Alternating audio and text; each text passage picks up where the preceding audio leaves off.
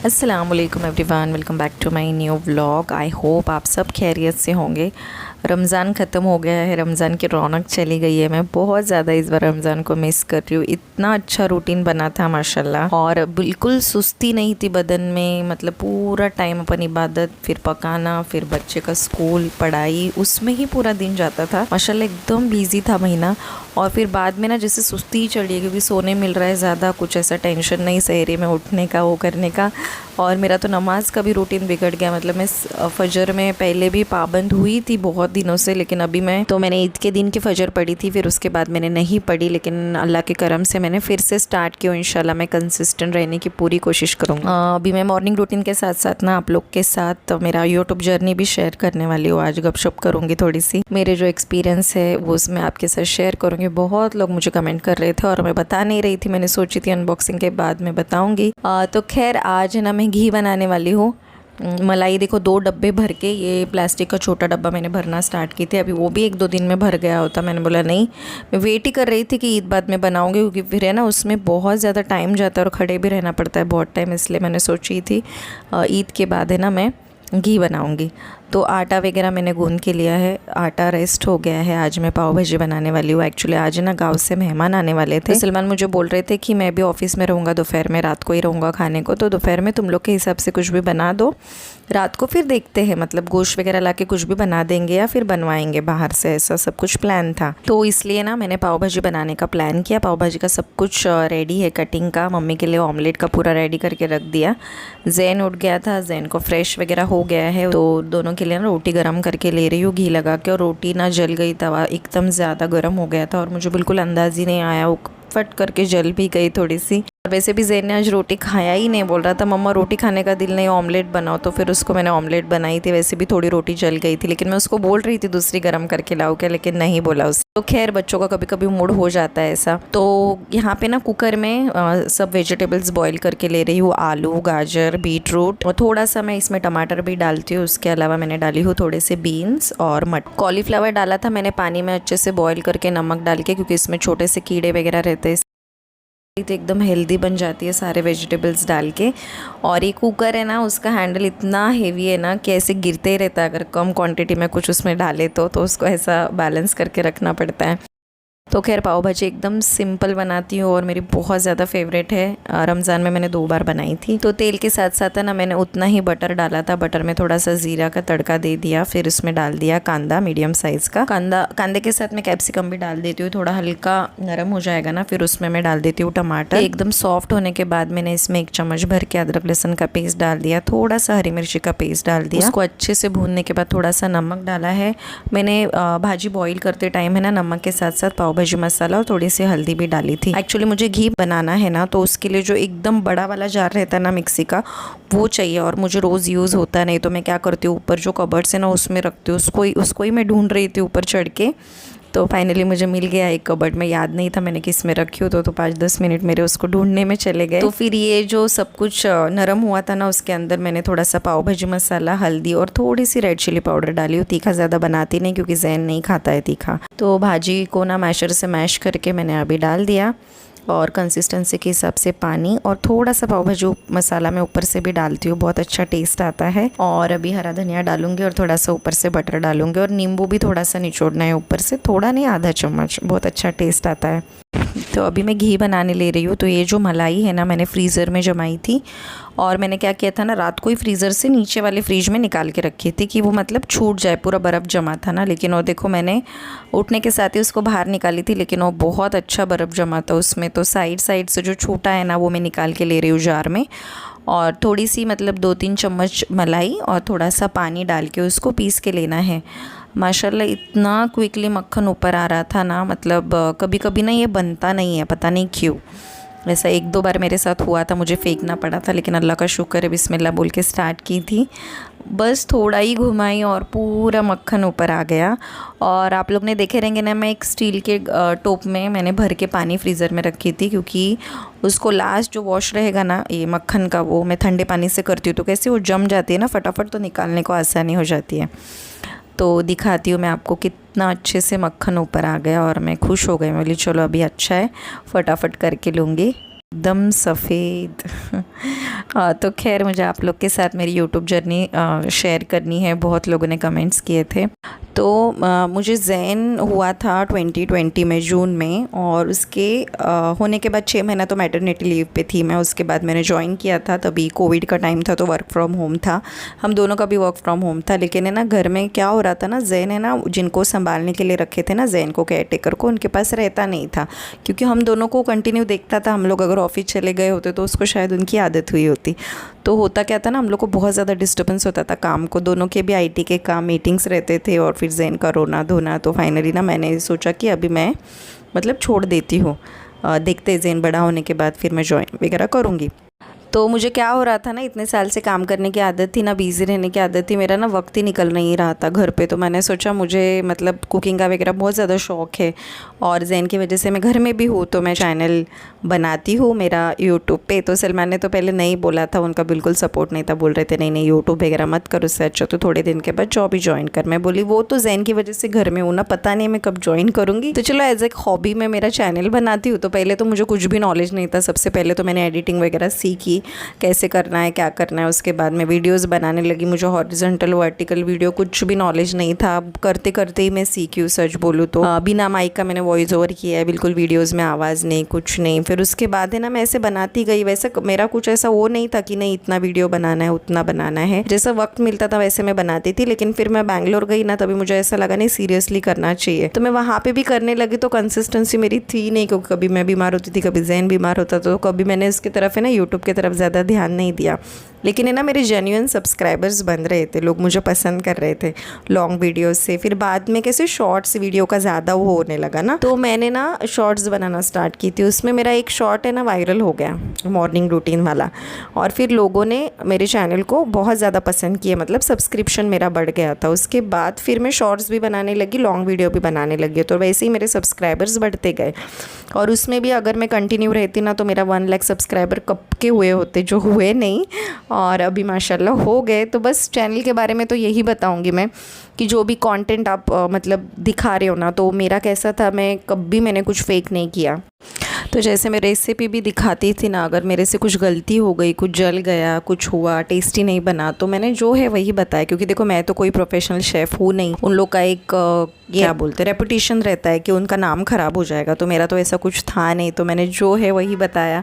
और मैं बाकी के कंटेंट क्रिएटर्स को देखती हूँ ना, तो इतने तैयार होके इतने सारे रेसिपीज़ और इतना काम करते, तो मैं हमेशा ऐसा सोचती थी मैं नहीं कर पाती हूँ। फिर मैं ऐसे भी सोचती थी कि अल्लाह ने सबको अलग बनाया, सबकी कैपेसिटी अलग है, सब लोग का अलग है। मेरा कैसा था, मेरे मूड में आया तो मैं अच्छी तैयार होके मतलब कपड़े अच्छे पहन के ही वीडियो बनाती। नहीं तो आपने मेरे वीडियोस देखे रहेंगे ना, 50% मैंने मैक्सी पे ही वीडियो बनाई, क्योंकि उसमें मैं कंफर्टेबल रहती थी, और मुझे ऐसा लगता था देखो अभी मैं घर में कंडीशन में हूँ तो मैं उस पर ही वीडियो बनाऊंगी। मेरा अक्सर ऐसे ही था।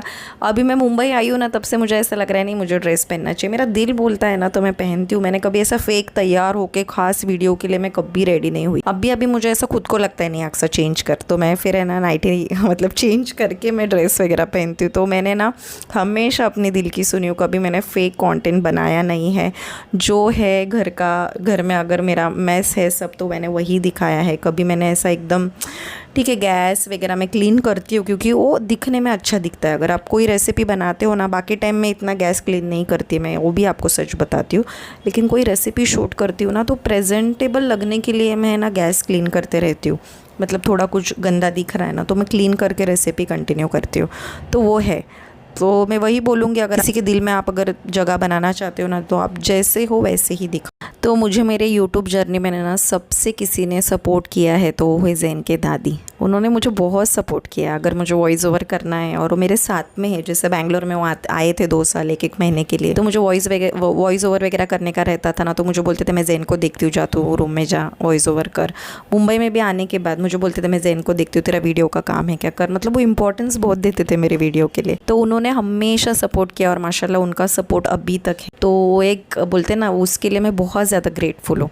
और अल्लाह ने भी साथ दिया करके मतलब मैं यहाँ तक पहुँची हूँ। अल्लाह ताला ने ज़रिया बनाया यूट्यूब का कि मैं आप सब लोगों के दिल में जगह बन पाई। और इसमें ना मेहनत भी बहुत है, एडिटिंग के लिए कितना टाइम लगता है। वॉइस ओवर अगर आप गर्मी में कर रहे हो तो फ़ैन ऑफ करके आपको करना है। और यूजुअली देखो छोटे घर रहेंगे तो मुझे कभी कभी किचन में भी बैठना पड़ता है, इधर तो मैं गर्मी में बैठ के वॉइस ओवर करती है, पंखे की आवाज़ आएगी तो वॉइस अच्छा आता नहीं है। इनिशियली जब भी मैं रेसिपी वीडियोज़ शूट करके उसका वॉइस ओवर करती थी ना, तभी मुझे कभी कभी 4 घंटा लगता था। क्यों पता है? क्योंकि मेरा वीडियो आगे चला जाता था और मैं पीछे रह जाती थी, मुझे बोलने नहीं आता था फटाफट कि क्या डाली मैंने। फिर मैं कभी कभी नोट डाउन भी करती थी कि मैंने कौन से सीक्वेंस में डाली हूँ। मुझे तभी बहुत ज़्यादा वक्त लगता था क्योंकि मैं डालती थी ज़ीरा, बोलती थी धनिया, और वो वीडियो आगे जा रहा है, मैं पीछे रह रही हूँ। फिर मेरा आवाज़ मतलब कॉन्फिडेंस लूज़ होता है तो आप सही से बात नहीं कर पाते। तो मुझे प्रैक्टिस करके मैं मतलब 4 घंटे का, अभी जहाँ पे 4 घंटा लगता था वहाँ पे अभी 2 घंटा लगता है, 1.5 घंटे में हो जाता है, क्योंकि अभी प्रैक्टिस हो गई है, बात करने की आदत हो गई है। तो उसके लिए भी मुझे वक्त लगा, वो टाइम के साथ ही हुआ है, एक साथ कोई भी चीज़ नहीं होती। तो ये सारी चीज़ें हैं, तो मैं वही सबको बोलूँगी, मेहनत के बिना तो हमें कुछ भी नहीं।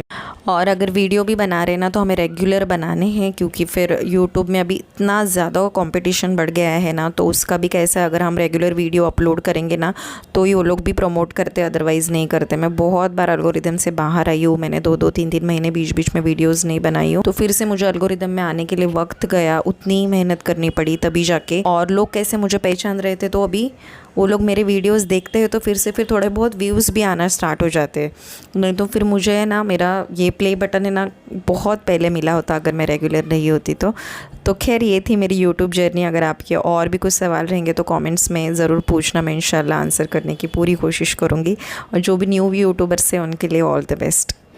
तो यहाँ पे पीछे घी बन रहा है और मैं आप लोगों के कमेंट्स पढ़ रही हूँ ना, मुझे इतना अच्छा लग रहा है, मतलब मैं बता नहीं सकती, इतने प्यारे प्यारे कमेंट्स। मैंने अभी जो वीडियो अपलोड किया है प्ले बटन का ईद का, उसके ऊपर मुझे इतने अच्छे अच्छे कमेंट्स आ रहे हैं ना, मुझे इतना मतलब इतनी खुशी हो रही है। सब लोग इतना प्यार से बात कर रहे हैं कि कॉन्ग्रेचुलेशन बाजी, कॉन्ग्रेचुलेशन माय डियर सिस्टर, फिर आप डिज़र्व करते हो।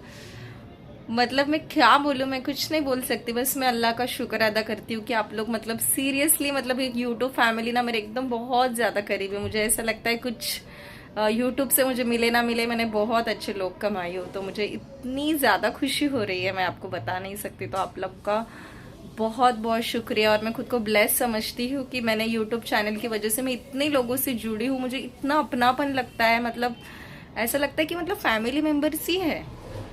तो थैंक यू फॉर एवरीथिंग। और मैं तो बोलूँगी अल्लाह का करोड़ों शुक्र है, और आप सब ने इतना ज़्यादा प्यार दिया तो ये सब पॉसिबल हुआ, मुझे प्ले बटन मिला।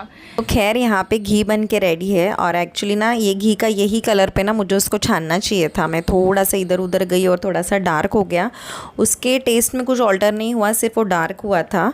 और ये देखो थोड़ा सा डार्क हो गया। और ये घी बनाते बनाते ना मैं बाहर गई थी ना, तभी मैं ये करने गई थी क्या, मुझे ना गरम मसाला पीसना है, तो मम्मी ही देते अभी तक निकाल के प्रोपोर्शन वगैरह, तो मम्मी को मैं दिखा रही थी एग्जिस्टिंग डब्बे में कितना है और मुझे कितना लाना पड़ेगा, मतलब कितना मंगाना पड़ेगा। तो मैंने लिस्ट बना के ली।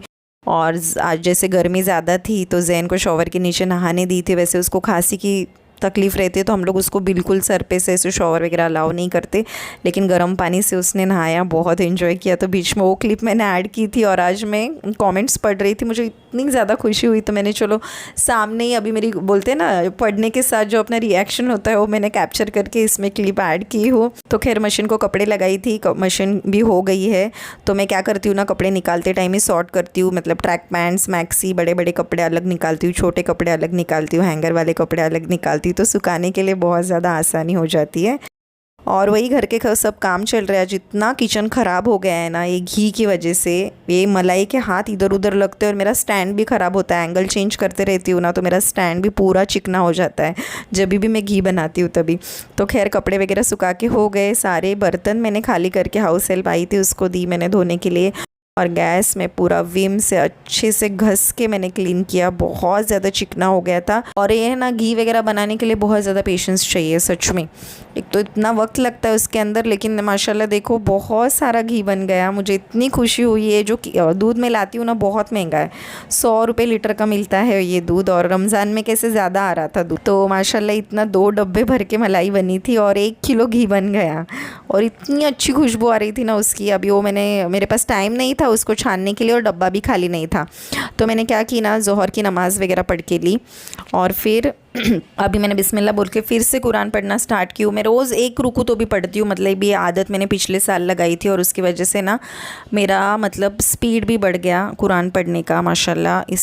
इस बार मैंने जब भी कुरान पढ़ी ना रमज़ान में, मखरज के साथ पढ़ी। जैसे मैं आपको पता है मेरा नाजरा क्लासेस मैंने अटेंड की हूँ 2 बैच, उसके पहले मैंने तजवीज़ सीखी हूँ, तो उसकी वजह से इतना ज़्यादा इम्प्रूवमेंट हुआ है ना, और पढ़ने के लिए भी बहुत अच्छा लगता है। और मैंने बहुत बयानों में सुनी थी कि आप रोज़ 1-2 लाइन तो भी पढ़ो, तो मैंने वैसे ही शुरुआत की थी और मैं एक रुको अभी रोज़ पढ़ती हूँ माशाल्लाह। तो मैंने रमज़ान के बाद स्टार्ट नहीं की थी, अभी जुमेरात से मैंने स्टार्ट की हूँ, जुमेरात का व्लॉग है ये, और अभी मैं इंशाल्लाह रोज़ पढ़ने की कोशिश करूँगी। तो खैर अभी मैं बैठ रही हूँ पाव भाजी खाने के लिए। आज पाव भी जल गए, पता नहीं आज सुबह से रोटी भी जल गई थी, पाव भी जल गए, लेकिन पाव भाजी मेरी बहुत ज़्यादा फेवरेट है। मैंने खाना एंजॉय किया अल्हम्दुलिल्लाह। और अभी मैं क्या कर रही हूँ ना, घी को मैंने हल्का गर्म किया फिर से, क्योंकि वो जमना स्टार्ट हुआ था। अभी मैं क्या कर रही हूँ ना, छान के भरने ले रही हूँ। और ये सूबा है ना, क्या होता है अभी थोड़ा सा हल्का ब्राउन दिखता है ना सूबा, वो फिर से ऐसा वो जो वाइट कलर दिख रहा था ना थोड़ा सा येलोइश, वही कलर उसका दिखता है। हमेशा मैं ऐसे ही बनाती हूँ घी।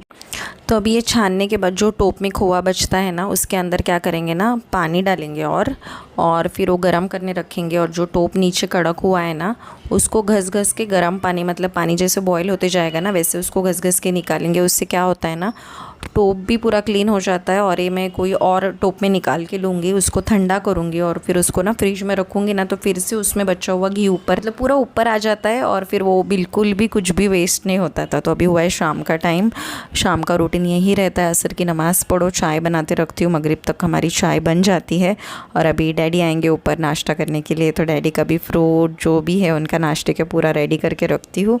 और सलमान भी ऑफिस से आए थे, तो उनको वही पूछी मैंने क्या खाएंगे, भूख लगी है क्या, तो बोले चाय रोटी खाएंगे। तो 1-2 रोटी ना मैं एक्स्ट्रा बनाती हूँ, तो उनको ना मैं अभी चाय रोटी दे रही हूँ गरम करके। और आज जैन है ना सोया है, वो कभी सोता है नहीं, पता नहीं आज उसको नींद लग गई। मैं उसके बाजू में लेटी थी, मैं इतनी थक गई थी ना, मैं थोड़ा उसके बाजू में लेटी तो उसको नींद लग गई, तो मैं उठ गई। वैसे है ना वो कभी सोता नहीं दोपहर का, मतलब ऐसा पहले ना वो सोता था तो मगरिब का बाद ही सोता था, मतलब माँ का उठने का टाइम तभी बच्चों का सोने का टाइम वैसा होता था। तो खैर डैडी का नाश्ते का पूरा तैयारी करके लिए डैडी आई, डैडी बोले पानी दे, फिर मैंने उनके लिए चाय दी। तो यही मेरा रोज़ का शाम का रूटीन रहता है। और आज मुझे ना कुछ काम से नीचे जाने का था, तो एक मेरा प्यारा सब्सक्राइबर मुझे लिफ्ट में मिला, तो मैंने उसका थोड़ा सा क्लिप शूट किया था। वो मुझे हमेशा सलाम करता है और बोलता है मैं हमेशा आपके वीडियोस देखता हूँ, और इतना प्यारा है ना, तो मैंने उसका एक क्लिप शूट किया था ना, वो मैं इसमें ऐड कर रही हूँ। और मैं ब्लैक टी और बिस्किट खा रही हूँ। तो उसको ना आज मैंने पूछा तुम्हारा वीडियो बनाओ, तो उसने बोला बनाओ। अस्सलाम वालेकुम। वालेकुम अस्सलाम। ये मेरा प्यारा सब्सक्राइबर है। अरे कैसे खोला ये? अरे इसने जी दबा दिया। इधर इधर इधर आईने में शूटिंग करती हूँ।